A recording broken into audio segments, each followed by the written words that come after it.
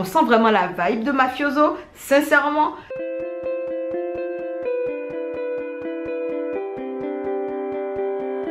Hello, c'est Diane aka Didi et dans cette vidéo j'ai envie de vous parler d'un drama en fait qui a balayé tout sur son passage. En vrai, c'est un drama que j'ai fini de regarder en septembre et je vous assure que jusqu'à présent c'est un drama en fait que je me refais en boucle dans ma tête en me disant il était vraiment excellent ce drama. C'est un drama qui m'a gardé excitée tout le long de ces 14 épisodes. C'est un drama qui a détrôné To My Star qui était numéro 1 de cette année 2022 et qui a rejoint le premier et qui était sur le podium quoi.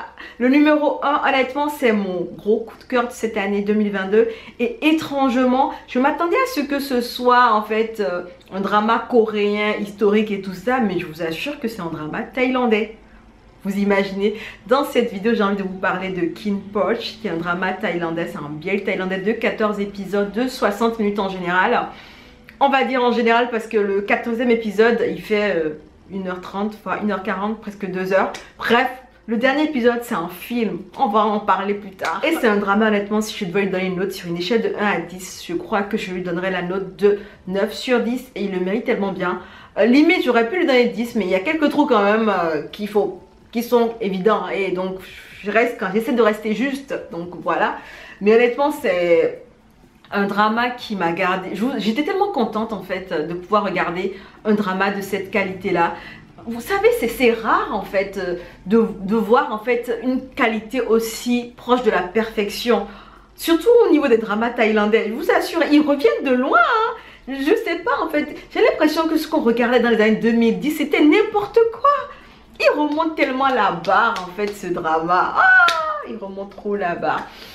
Et il faudrait peut-être que je parle de drama, n'est-ce pas? Bref, une histoire qui va se centrer dans le monde des familles mafias. En fait, voilà, on est dans une vibe. En fait, vous voyez en fait le drama japonais où ils essaient de nous parler d'un boss de mafia qui était léger là. Kin Poch, mafia. Oh, mafia. Bref, c'est le drama mafia par excellence, honnêtement, c'est le BL de mafia par excellence. On va suivre en fait Kin, qui est le jeune héritier d'une famille de mafia. Il devait se rendre à une réunion, mais il va se faire persécuter par des personnes qui ont été militées pour le tuer. Il a l'habitude, tout le monde a envie de le tuer de toutes les manières, donc il a l'habitude de ça. Donc il a ses gardes du corps, mais je crois que ça se passe plutôt mal puisqu'il se retrouve un peu séparé de ses gardes du corps. Il va devoir se débrouiller tout seul jusqu'à ce qu'il rencontre un jeune Poch dans un bar qui est un barman qui participe en fait à des combats de rue clandestins. Donc il sait se battre et Kin va demander de l'aide à Poch afin qu'il extirpe de la situation délicate dans laquelle il est. Donc Poch va négocier en fait ses services et va venir en aide à Kin. Et c'est là le premier contact que les deux personnes principales de cette série ils auront.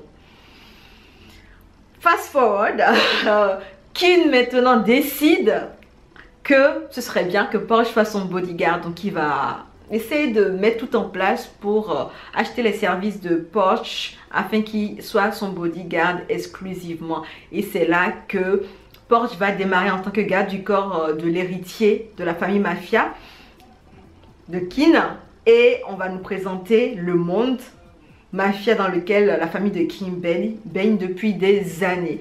Et comment vous dire, en fait, c'est une série qui est tellement bonne que je ne vais pas faire les plus et moins classiques. Je vais juste vous parler de manière générale du drama.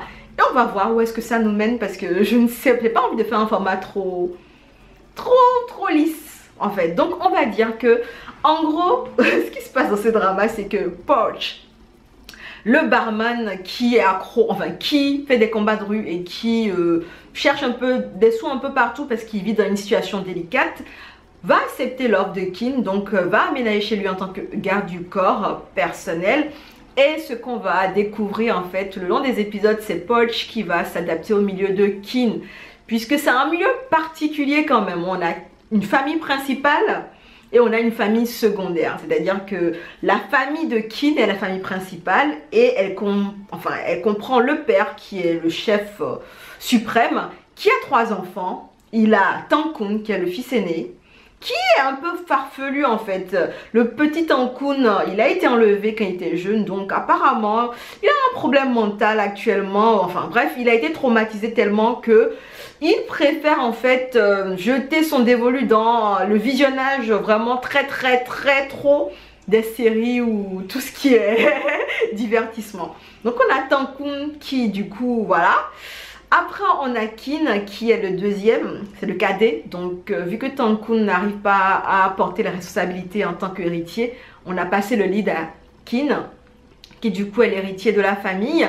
Et puis on a le petit Benjamin qui du coup s'appelle Kim. Et lui c'est quelqu'un de cool. Retenez juste que c'est quelqu'un de cool. Il fait tout de manière cool. Et c'est un musicien qui a préféré en fait vivre au-delà, enfin qui a fait vivre ailleurs en fait. Il ne vit pas avec sa famille, il a préféré arracher son indépendance, donc il vit ailleurs, mais il fait tout ce qu'il fait est cool. Retenez juste ça. À côté on a la famille secondaire, qui est la famille qui est censée épauler la famille principale dans le business en fait qu'ils font. Je pense qu'ils trempent dans beaucoup de trucs, hein. Il doit y avoir du blanchiment d'argent, il doit y avoir du trafic d'armes, enfin ils trempent tous dans des trucs pas très catholiques on va dire. Et la famille secondaire est censée aider la famille principale pour tous les business en fait qui va leur apporter des sous. Apparemment ils se partagent les dividendes de manière équitable. La famille secondaire, elle a le chef de la famille secondaire qui, chef de sa famille à lui, qui a un héritier qui s'appelle Vegas. Et un autre petit, j'ai oublié le nom du dernier d'ailleurs. Bon, on le voit pas très souvent, donc disons que c'est pas grave. Et ce qui est intéressant, c'est Porch en fait, c'est un free spirit. C'est quelqu'un qui se laisse porter par le vent. C'est pas quelqu'un de très conventionnel. Et ça, je ne l'ai compris que bien plus tard en fait. Donc on va suivre Porch, notre apprenti bodyguard, qui essaie d'intégrer la famille, de comprendre un peu le business de la famille et de faire des missions de sorte à ce que l'héritier Kin survive à chaque fois qu'il sorte quand même de sa maison hautement gardée. Et ce qui est intéressant, c'est que du coup, vu que Porch ne connaît rien au milieu, on nous l'introduit aussi à nous via ses yeux. On nous montre en fait les entraînements auxquels participent les bodyguards. On nous montre aussi comment est-ce qu'ils sont très lourdement équipés en termes d'armes pour se défendre. On nous montre aussi le milieu des mafias, les négociations, comment est-ce qu'ils font en fait les accords, comment est-ce qu'ils arrivent à se faire des coups en douce et tout ça.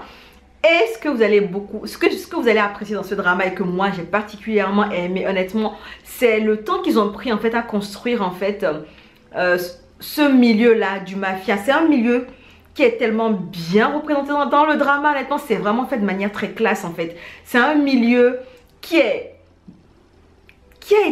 c'est un milieu qui a été bien construit, on y croit énormément en fait, ça a l'air tangible. Il y a beaucoup d'éléments qui rendent ce décor là très cool. On sent vraiment la vibe de mafioso, sincèrement, ce que j'avais pas senti dans KX Yaku, hein. Mais là honnêtement on sent vraiment la vibe de mafioso. Kin, son personnage en fait il reprend en fait le mafieux par excellence avec son code vestimentaire, la maison où ils vivent tous en fait, la famille principale vraiment elle a son style particulier hyper clinquant avec du doré partout. On sent un peu la vibe mafioso. Honnêtement ils ont pris du temps à construire l'univers du mafioso. Ils ont pris du temps à nous montrer les personnages de ces différentes familles. On y croit de malade. Chacune des familles a un style particulier. On a la famille principale qui a un style beaucoup plus classique dans le mafioso. Et on a la famille secondaire qui a un style un peu plus kitsch en fait. Ne serait-ce que dans le décor des maisons et dans le décor, dans tout ce qui est vestimentaire. On le sent dardard en fait. Il n'y a même pas photo. Il y a aussi... ils arrivent à jongler en fait dans cette série avec beaucoup d'éléments, c'est-à-dire que il y a beaucoup de il y a beaucoup de scènes comiques dans ce drama et elles sont la plupart du temps portées par Tankun qui est vraiment, oh mon dieu, vous allez adorer le regarder en action en fait. Il se met dans des situations pas possibles et c'est une diva qui, oh mon dieu, qui assure de malade. Dès qu'il apparaissait Tankun, moi je rigolais parce que toutes ces scènes étaient hilarantes, il n'y a même pas photo. Ils ont su gérer la partie comique, ils ont su gérer la partie action parce qu'avec Kin qui gère le business familial, je vous assure qu'il y a plein de choses qui se passent, hein. Il y a plein de personnes qui sortent des guns, il y a plein d'échanges coup de feu et tout ça, il y a plein de situations dangereuses, donc ça monte en tension très rapidement. Typiquement, Keen and Posh, j'ai l'impression que tous les acteurs de cette série ont pris le temps de boire le projet, ont pris le temps en fait de laisser les personnages, les caractères prendre possession d'eux. Et honnêtement, ils étaient excellents à l'écran. Je passais mon temps à faire des pauses, revenir en arrière, à regarder en fait ce qu'ils en renvoyaient comme vibe, à regarder leur micro-expression ou leur expression de premier plan. J'étais là en mode, mais damn, ils sont excellents les acteurs, honnêtement. Ils sont excellents. Vous allez apprécier aussi les romances parce qu'il y en aura plusieurs. Personnellement, la romance que j'ai le plus appréciée, c'est la romance de Keen and Posh, le bodyguard qui tombe amoureux de son patron ou le patron qui tombe amoureux de son bodyguard. Honnêtement, c'est une romance qui est trop cute. C'était un couple trop cute, c'était un couple que je trouvais très beau à l'écran et je trouvais qu'ils étaient... Est-ce qu'on peut parler de leur alchimie de malade, sincèrement, Keen and Posh? Honnêtement, je sais même pas comment on fait cette vidéo pour vous donner envie de voir cette série parce que honnêtement, les deux bonhommes, ils sont beaux ensemble, ils sont amoureux et ça se voit et ça se sent dans leur action, dans leur regard. Même avant qu'ils ne mettent un doigt sur l'émotion qu'ils ressentent, les interactions qu'ils ont, on sent qu'ils font un peu attention à la personne en face. C'est-à-dire qu'on sent que la personne en face, la personne à qui ils parlent en face, a une place particulière en fait dans leur vie. Même s'ils ne mettent pas une étiquette sur la place que cette personne-là a. Mais honnêtement... On a une belle romance avec Keen and Posh. On a une bad romance avec Vegas et Pete, qui est un bodyguard aussi dans la maison de la famille principale. Et c'est une bad romance mélangée avec un gros syndrome de Stockholm personnellement. Et personnellement, je ne suis pas très fan des bad romances, mais honnêtement, Vegas et Pete, j'ai eu du mal à adhérer au début, mais honnêtement, vers la fin, j'étais là en mode, ah ouais, en fait, ils ont renvoyé du lourd en fait sur les derniers épisodes parce que leur romance se développe un peu sur le tard, mais c'est une romance qui envoie du lourd en fait. Surtout sur les émotions en fait que les deux ils ont. Vous allez kiffer le personnage de Pete. Honnêtement, je l'ai adoré. J'ai adoré en fait comment il restait vrai avec sa moralité. Comment il restait vrai en fait. Comment est-ce qu'il voulait à tout prix ne pas corrompre sa moralité. J'ai bien aimé comment est-ce que il se battait avec lui-même en fait pour cette romance qui était compliquée pour lui. Et on a des romances qui sont plutôt stylées. Donc on est dans un BL et qui dit BL va dire qu'on va faire un petit, qu'on va sortir les loupes pour essayer de regarder comment se passent les scènes un peu intimes. C'est-à-dire qu'on va parler des kiss et puis des scènes hot éventuellement. Et honnêtement, vous n'êtes pas prêts. Vous êtes absolument pas prêts. Sincèrement, parce que les kiss dans cette série et les scènes hot sont travaillées de manière tellement artistique que vous êtes là en mode donc les Thaïlandais savaient faire ça. Qu'est-ce que je regardais depuis 2012? Bref, honnêtement, tous les couples dans leur moment intime étaient vrais. On y croyait de ouf.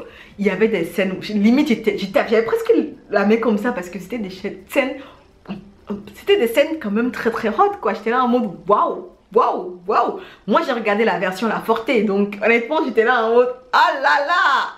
Je comprends pourquoi c'est interdit à une limite d'âge. En fait il y a une limite d'âge pour visionner ça parce qu'il y a beaucoup de scènes qui sont un peu explicites quand même. Un peu explicites parce qu'on voit quand même des choses. On voit des choses, sincèrement on voit des choses. On voit des corps nus, on voit des parties nues et on voit des choses. Donc ouais, la version La Forte quand même c'est pour un public averti. C'est pour un public averti. J'ai apprécié énormément également le thème musical de la série. C'est un thème musical qui revenait très souvent et il revenait très souvent de plusieurs manières différentes. C'est-à-dire qu'il en fait, il le refaçonnait pour l'adapter en fait à une scène, à une émotion particulière. Donc le thème musical, sincèrement,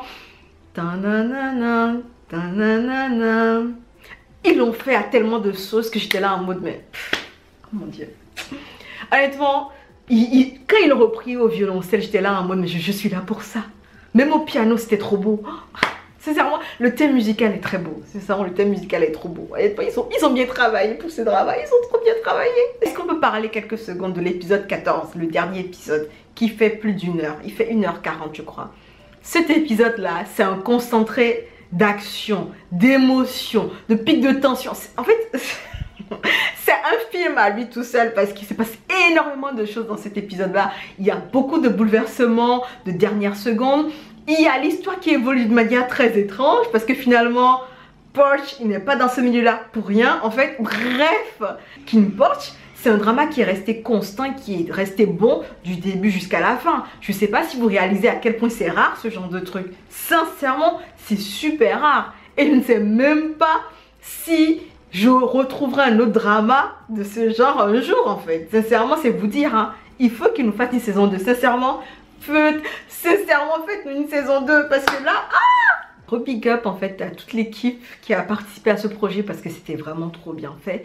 Vraiment trop bien fait. J'espère vraiment qu'il y aura une saison 2 parce qu'honnêtement, faites-nous une saison 2 s'il vous plaît, faites-nous une saison 2, faites-nous une saison 2. Bref, dites-moi en commentaire si vous avez vu King Porch, laquelle des versions vous avez vu, la version La Forte ou la version classique. Quelle que soit la version que vous avez vue, n'hésitez pas à me glisser en commentaire ce que vous en avez pensé. Bref, c'est un drama que je vous recommande si vous aimez les BL thaïlandais, si vous aimez les BL de qualité, si vous aimez le milieu mafia dépeint dans les histoires ou dans les séries asiatiques, si vous aimez les belles romances, les romances hors normes, les romances vraiment qui sont un peu dark. Si vous aimez tous ces éléments-là et que vous voulez voir de beaux acteurs qui jouent magnifiquement bien, vraiment, n'hésitez pas à aller regarder King Porch. Bref, je vais arrêter avec cette vidéo parce que je crois que ce sera la plus longue des vidéos que j'ai fait récemment en termes de review drama. On se dit à bientôt dans une prochaine vidéo. En attendant, prenez soin de vous. Allez, ciao.